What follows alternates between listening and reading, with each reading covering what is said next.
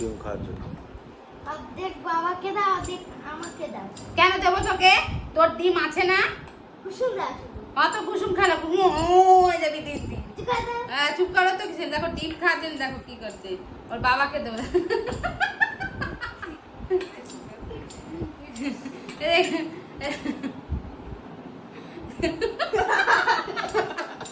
দেখো ওর ডিমের কুসুম দেখলে পরে পুরো পাগল হয়ে যায়, ম্যাড হয়ে যায়। এই এটা বাবা খাবে না? তাহলে দেখেছো ওর ডিম আছে, তার সত্ত্বেও ওর বাবার ডিমে শুধু ভাগ বসায় ও। হ্যাঁ, লুকিয়ে লুকিয়ে খেয়ে চলে যাবে। তাহলে বলো এরকম দুষ্ট ছেলে আছে কার ঘরে? তাই বলো।